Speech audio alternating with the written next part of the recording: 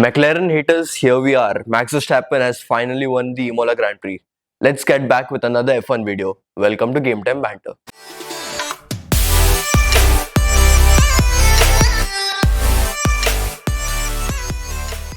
Where do we begin with the Imola Grand Prix? I honestly don't know. There is so much to unfold about this entire weekend.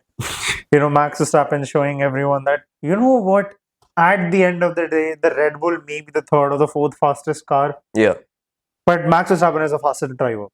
He can himself make the difference, and he is enough to make the difference. Give him any car, he'll perform in that. Right. You know what? At this point, I think Lando Norris should not say that if Max had the McLaren, he won't be winning, or he does not have the he does not deserve to make comments like that anymore.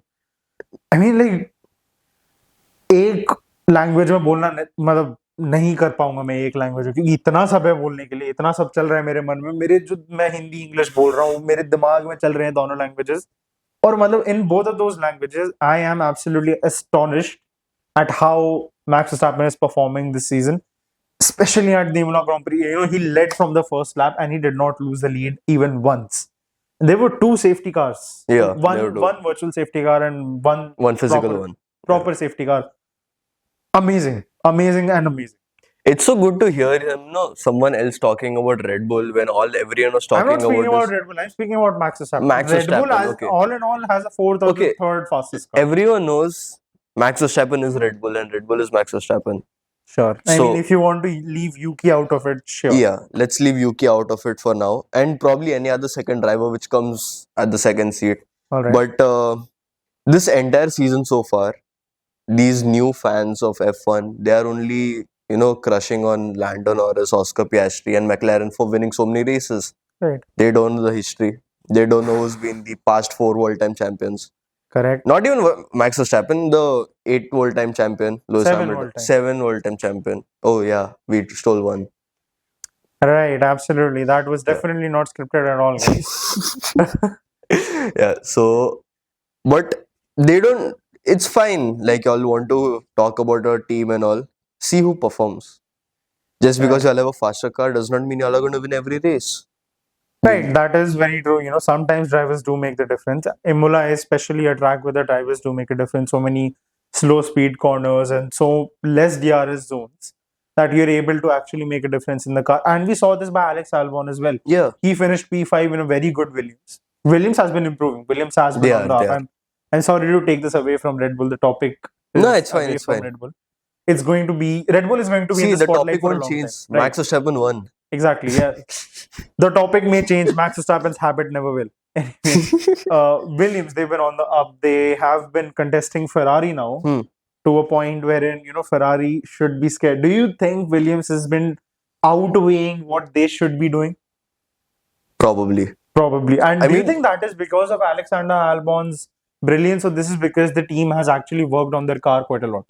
See, I would say Alex Albon has already upscaled his performance between the past few races, and seeing in Imola, Williams managed to get another P5. Another P5, back-to-back P5 after Miami as well. But we saw that small clip which came. I think you've seen that about. I think it was Charles Leclerc, Albon, and then Hamilton. Then Hamilton overtakes. Right. So yeah, he dominated the Ferraris. They were trembling. That's why Lewis Hamilton had to take a wider turn. Right. Albon went off track. He went into the mud. Right. It was due to Charles Leclerc not being able to give him enough space, and he was being a dirty driver. If I'm being really honest, Charles was a very both of them were. Yeah, but in all honesty, when you see dirty racing, I want to see enough space for someone to get past. Like, either shut the door off very quickly, somewhat like Oscar Piastri had been doing to Lando Norris at the end of the Grand Prix, or leave enough space for the driver to go past, like Oscar Piastri had been doing on the first lap of the race when Max Verstappen obviously overtook him. No, he didn't give him space. Right. He knew that he didn't have a chance over there. Okay. Yeah. So Oscar Piastri knew that he did not have a chance over there. Because see, fair enough. Everyone knows Oscar Piastri had a great launch. Okay. Max Verstappen was P2. He went back to P3 as well. Yeah, and then behind Russell, and then he He took them on the turn. He immediately realized that he's a 4-time world champion. That's what I think. No. No? No. Then what happened? He just let the car be because see, Oscar Piastri, great launch. He went directly for the straight line.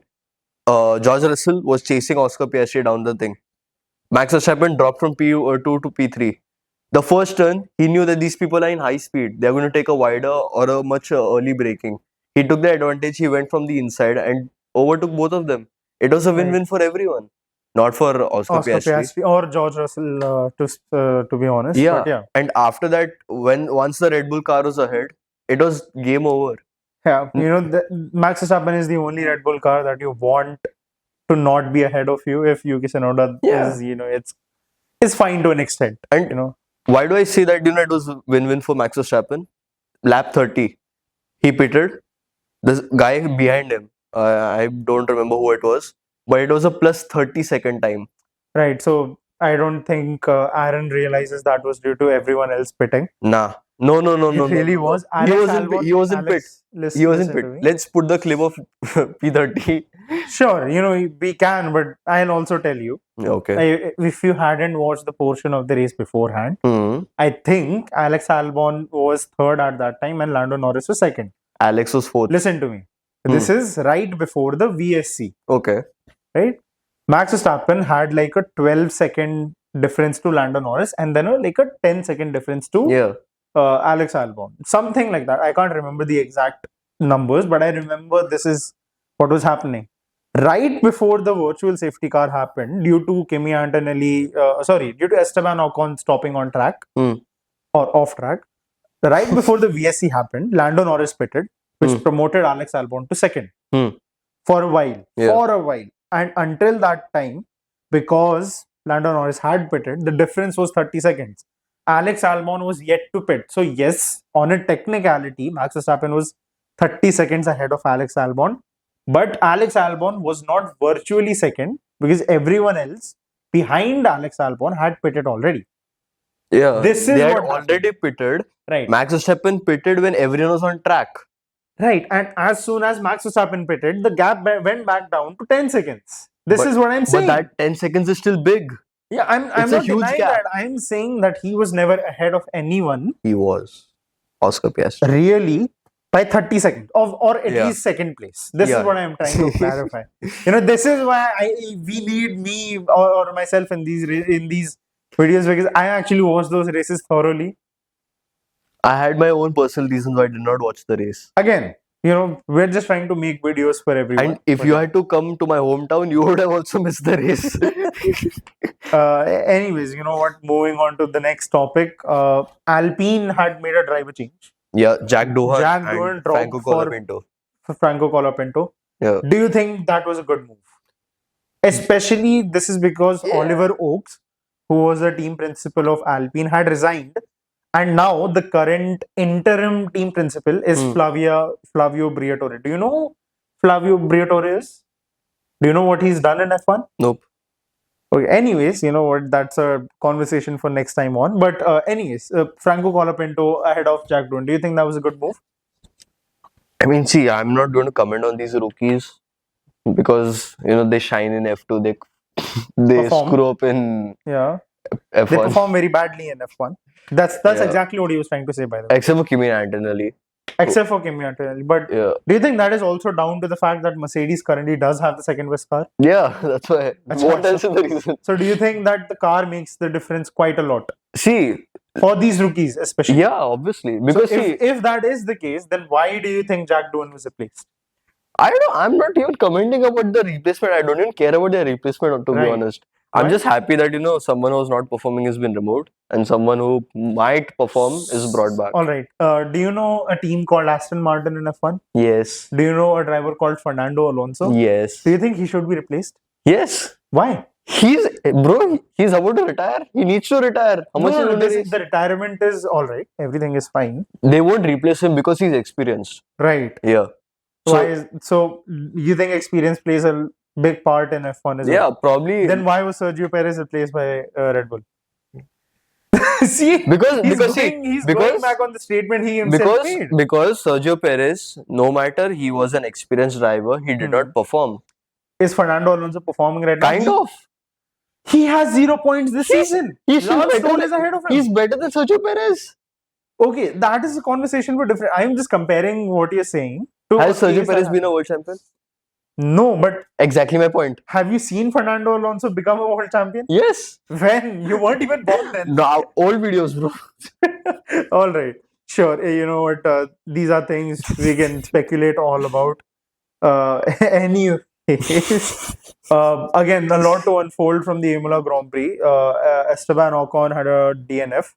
Mercedes also had a DNF. Kimi Antonelli at his home race was not able to finish. Do you think that is going to hinder Kimi Antonelli, especially now going into Monaco, which is a very driver-centric track? Yeah, it will. So, Because- how much do you think it rattles him to not be able to finish his home Grand Prix and now going to? I mean, it would probably destroy his entire confidence. Really? Yeah.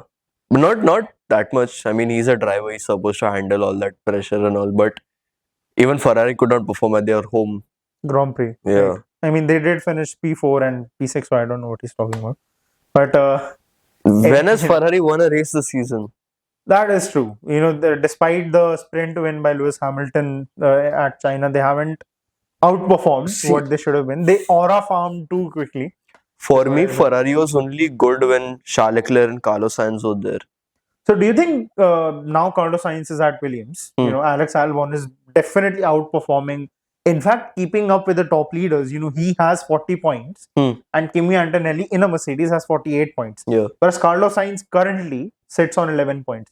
So, do you think this driver disparity? Do you think that is due to the pressure that is put on Carlos Sainz by the fans? Ki, oh, he's a great driver. He's going from such a great team of Ferrari now to a midfield team at Williams. So, do you think that pressure is getting to Carlos Sainz, or do you think that maybe there's something wrong?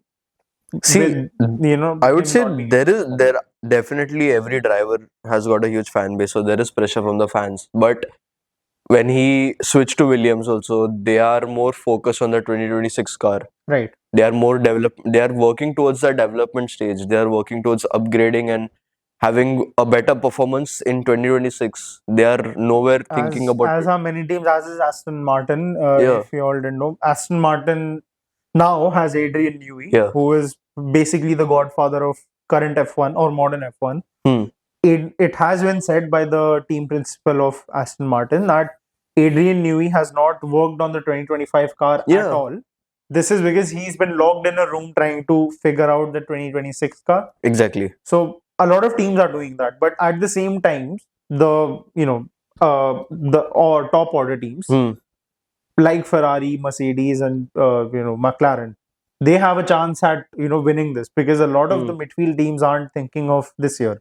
They're already thinking of next year. So do you think that some of the top teams should now focus on 2026 and they should give up on this season, or there's still time for this to salvage this season? Not really. If you see, if I go into more technical terms, the mid teams like Aston Martin, they are almost in a possible move for Max Verstappen coming to Aston Martin for next season. Right. Williams, they've got Carlos Sainz right now. They've got Alex Albon. And They're a going to very, very great current car and a very good development team for the 26 car. So right now, I'll give an example. Carlos Sainz was in Ferrari. Obviously, the Ferrari car is here compared to the Williams car. So for him to understand the Williams car, he needs some time. He's using that same amount of time in the 2025 season, which would give him an advantage for the next season, along with the developments which Williams are doing. Right. Same thing goes with Aston Martin. Adrian Newey is working on the 2026 car. If Max Verstappen comes back, Adrian Newey knows exactly what he wants in a car. Right. That's your development. But then if you talk about Ferrari, if you talk about McLaren, they almost have the same drivers. I mean, Lewis Hamilton from Mercedes to Ferrari, there is slight changes in the car with the technical aerodynamics and the wings and all that thing. So it is much easier for him to perform than to think about the next season.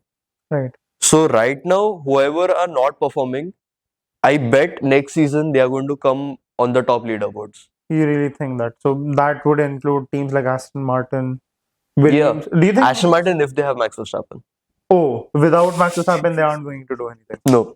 Okay, you know what's going to the other Red Bull car? Now, do you think Yuki Tsunoda is a permanent replacement for that second Red Bull seat?